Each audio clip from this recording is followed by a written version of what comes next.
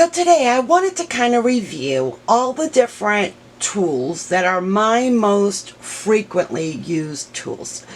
Tools that I am using on an almost daily basis. So I kind of wanted to review that with you in case there are any questions, anyone out there that might have any questions as to what do I use, what size, that sort of thing, you know what I mean? So let me start off, because this is not really a lengthy list, but it does have quite a bit.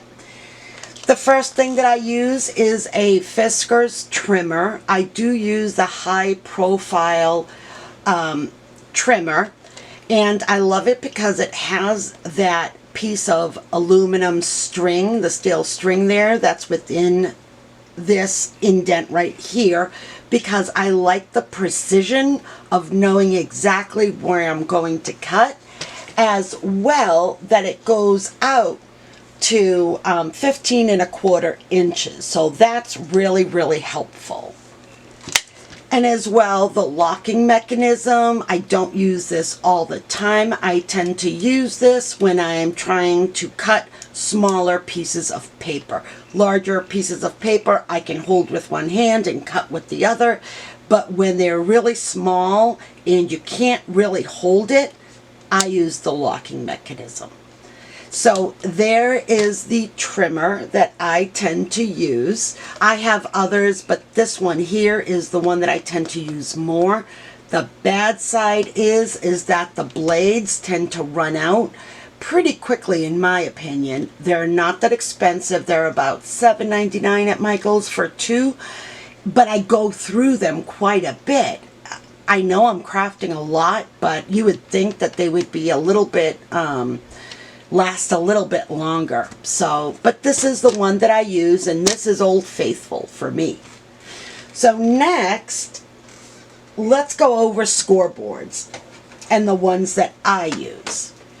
So the first one is the Martha Stewart. You can see it's just chock full of gunk at the moment. I clean it every once in a while, but honestly, I only clean it when my scoring is being affected because of whatever glue and, paper that's stuck to it.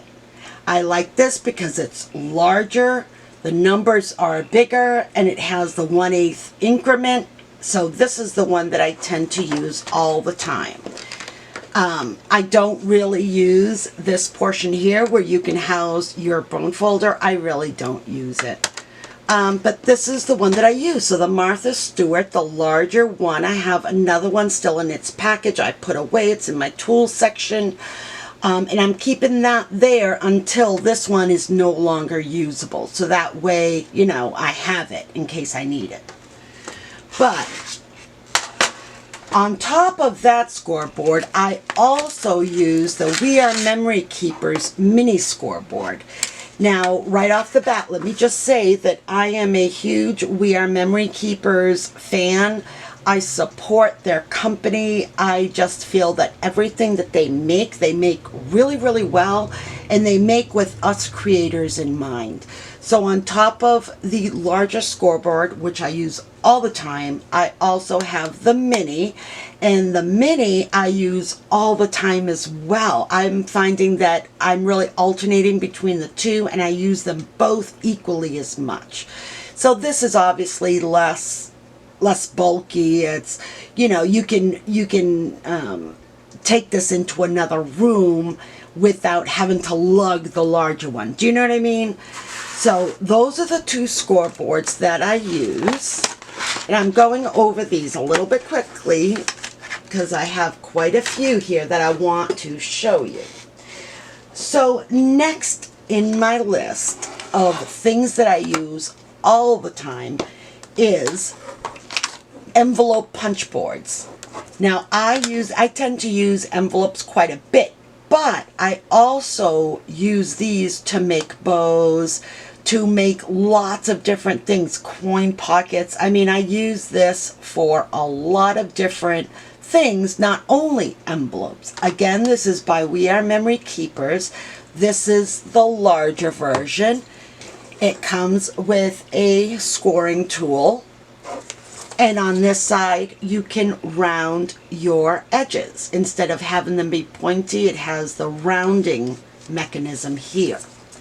I love that their measurements are pre-printed on the scoreboard, so you just have to look.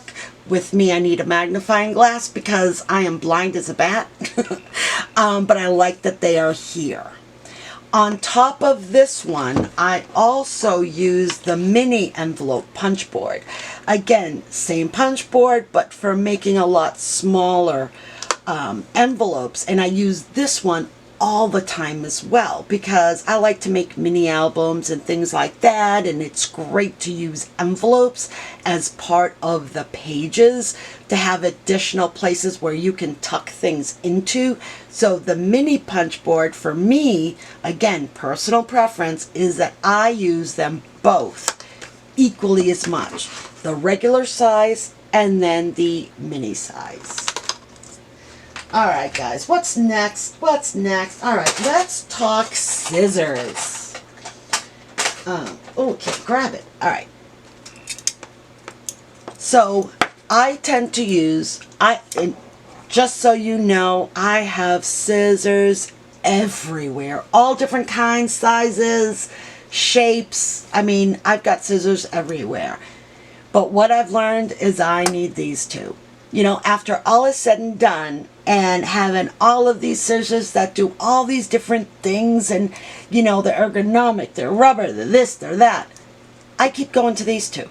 It's a regular pair of scissors, just good scissors, I wouldn't say from the dollar store, but you can, I mean, if that's what you use, that's fine, but, you know, just a good pair of scissors, not an $80 pair of scissors, just a good pair of scissors. And then also a mini pair of scissors with a precision tip. This I use all the time, especially for fussy cutting or trying to get into those little spots. I need the little mini scissors just as much or maybe more than the larger size. But these two are a main staple in my craft studio. These two I go to all the time. Alright, what else do we have? Oh, yes, yes, yes. Alright, guys, here is the We Are Memory Keepers hole punch. Love this because it gives you a variety of hole sizes. It goes from 1/16 to an 1/8 to 3/16 to a 1/4 to 5/16. So you have quite a number of sizes for your hole punch for everything that you could possibly need. This to me is indispensable. I mean, I go to this all the time for different reasons. It is well worth the money that I spent to pick this up because, as you can tell by how dirty it is, I use it all the time.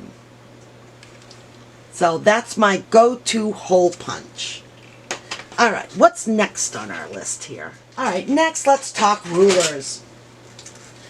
Again, I have lots of other rulers. Let me just show you. I'm just grabbing just a few, trust me, of my rulers. So different rulers for different reasons. We've got steel ruler here, and I've got this kind in different sizes with their own pockets. I use this every once in a while. Regular scissors, just regular scissors. Scissors, oh my gosh, rulers. Just regular rulers.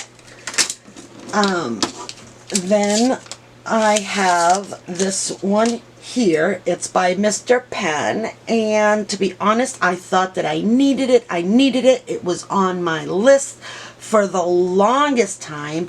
I picked this up 3, maybe 4 years ago from Amazon, and guess what?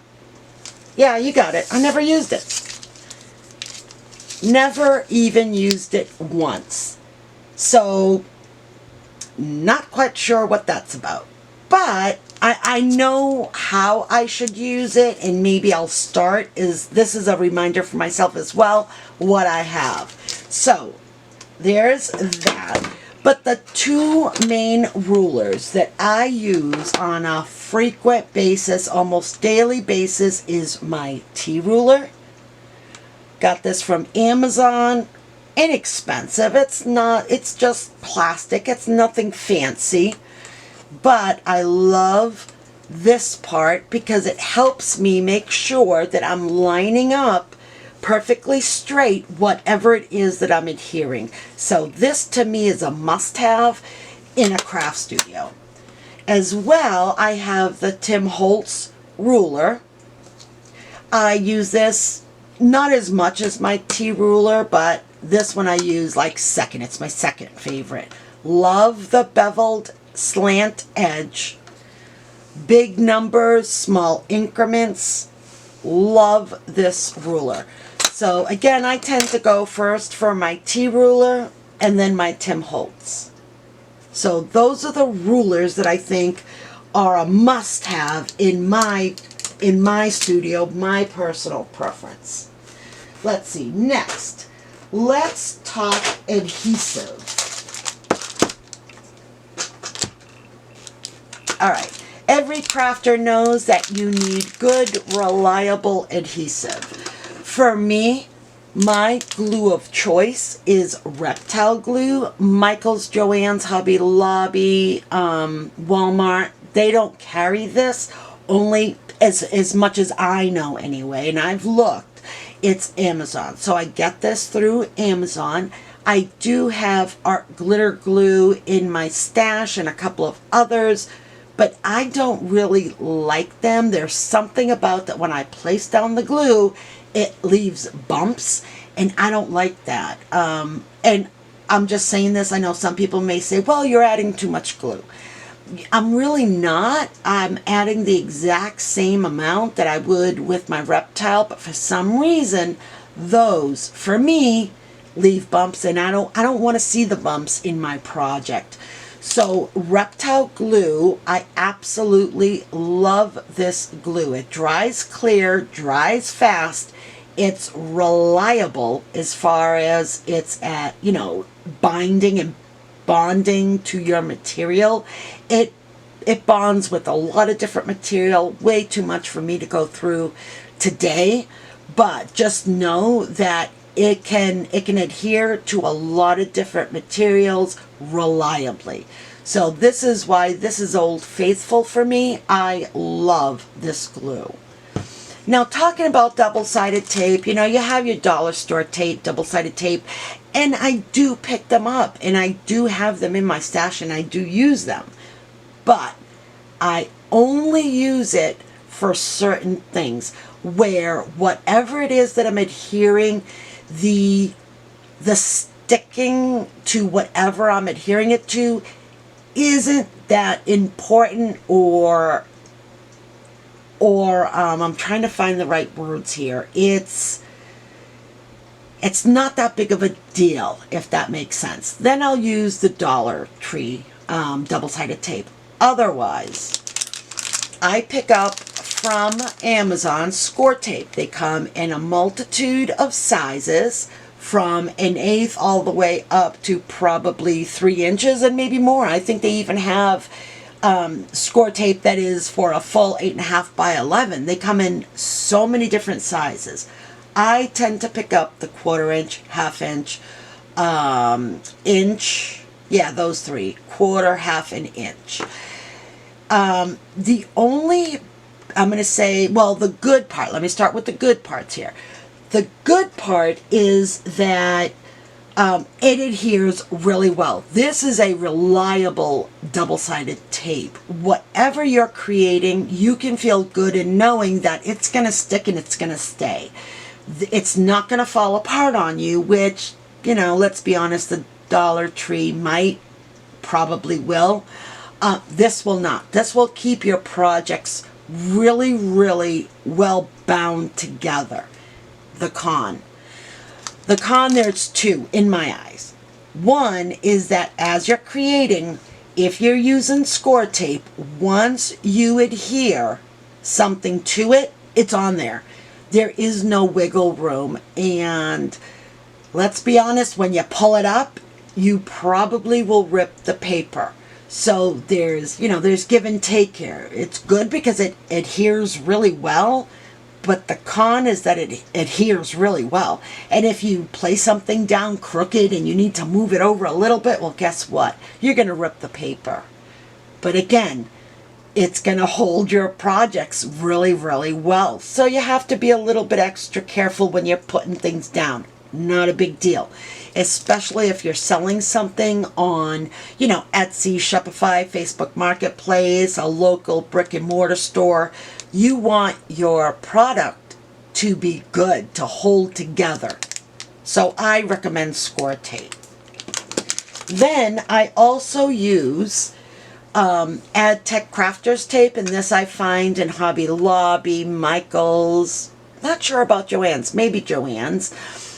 So I use this. It's sticky enough to adhere, but it's not a like solid bonding, if that makes sense. Not like this. You put it down, you take it off, you're going to rip the paper. This, you may have a little bit of wiggle room, but I don't have the utmost confidence of this when I'm selling a product because I don't want it to fall apart on anyone. But it is there for other things, say embellishments. You're making cluster embellishments, perfectly fine to use it. The con is that they don't last that long. So here's how much you get. And I might use 3, 4 of these in one project. Honestly, the price point isn't bad and it is refillable. But again, you're using so much. Now I can't open it. Oh, there we go. Okay. So, they are refillable. But, the price point is great. But again, you're going through so much of this that no wonder their price point is good, right? Because you're going through so many of these. So these are the 3 types of adhesive that I gravitate towards in doing different things. I can always do a video for you all. If you want a video, leave me a comment down below. Let me know if it's something that you want me to kind of explain what goes well with what type of adhesive. I can do that for you. Okay, now I've brought out a lot of the different little things that I use on a frequent basis. Again, I have lots of other tools in my studio, but again, I wanted to bring to you a cohesive list of what I use almost on a daily basis. To me, everything else is a bonus. But these are the things that I use all the time in order to create. So the first one is We Are Memory Keepers. It is an eyelet and snap punch, and it has a lot of different sizes. You can punch holes as well. Here's a smaller hole. Here is a larger hole. I love this because it really does come in handy when I'm setting those eyelets and all those other snaps and things like that. So I use this on a frequent basis. Here is another We Are Memory Keepers corner chomp. I just brought one out. It's not even the one that I use all the time, but it's one of them. If I'm going to go to find a corner chomp, I have a wall full of them, and then I just look to the particular design that I'm looking for that project. But a corner chomper I use all the time in my stuff, whether it be just a straight rounded edge or to a frilly scalloped edge. I like to use different corner chompers on my projects. The next thing up is bone folders. I have tried lots of other kinds. I have lots of other kinds in my studio, but again, these are the 2 bone folders that I tend to use on a frequent basis. This here is just from Recollections, just a standard. It's not the Teflon and this and that. I know a lot of different creators use all these different kinds. To me, a bone folder is a bone folder is a bone folder, right? I mean, it's going to score, and that's ultimately what we want. The shape of the handle is very, I think, a personal preference to each person. Some are done a little bit differently so that your hand fits a little bit differently, but honestly, it's a bone folder, right? I mean, all we need is just a score. This is plenty good enough for me anyway. I don't need the Teflon and all this other stuff. Then I use my We Are Memory Keepers bone folder as well. They come in different sizes. I have all of the sizes, but again, I gravitate towards the small one. I thought that having all the different sizes would somehow benefit me in my creating, but honestly, truth be told, I just go for the smaller one. So I have a few of these laying around my studio in different parts, and I just keep them there, and I know where they are, and these are the two that I tend to use all the time. Next up, let's talk tweezers. So I have a few of these. So here's a We Are Memory Keepers tweezers, just, regular tweezers. You need these as crafters. You're always going to need tweezers. But I like this is by Cricut, and it's a reversible tweezer, which I love. And this is the one that I use all the time. You just press down, place in what you want to place in, let go, and it holds. So you don't have to constantly be holding it tight in order to grasp. The reverse tweezer grasps right away, and you can let go, and it's still holding on. So I use the reversible tweezers almost daily basis. Let's see, what's next up? Okay, let's see. I have a We Are Memory Keepers thumb notch. And this is just to place, the little thumb notches in pockets so that you can easily pull out whatever you've placed inside of the pocket. That's all it is. I've taken out the back here because it was a pain. But I use this, again, on an almost frequent basis. Now, you can use a circle punch and just put it down halfway on your project, punch, and there's your thumb notch. This one here, I just liked because of the size, and, it's what it's meant for. So, for me, I just like using this, and I use this all the time. All the time. All right, next. Corner rounder for projects. Again, I use the We Are Memory corner chomper, or who is this made by? I don't even know. Interesting. It doesn't have a name on it. Okay, but it has 3 different sizes to round your corner. And I like this because of exactly that. I have the different sizes that I can round my corners. So again, I use this all the time. Next up is my finger blade. I use this quite a bit as well. I love the way it feels, and it's very precise in the cutting. And the blades last quite a long time. This is by Fiskars.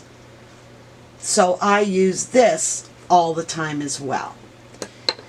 And my last few things is a gem or jewel picker. You have your kind of rubber on one side to pick up the gem or enamel dot, or those small things. You just pick it up, hold on here, and you're able to attach. Without me, I have big fingers, so it's awkward picking up all those little things. This is a must-have in my studio. And then I have this tag punch. This is by Dress My Craft. It has 3 different sizes. It has 2.5, 2 inches, and 1.5 to make tags. and it has the pretty scalloped edge and automatically punches out the hole. So this to me is essential in my studio. And then I brought this out, not sure why, maybe because I've been using it lately, but this is kind of like a bonus. It's not really necessarily a must have, but it's more, I use it more for the bone folder kind of thing. I use this to do scoring on my scoreboard. And this is by We Are Memory Keepers. And sometimes I'll use this to do my scoring.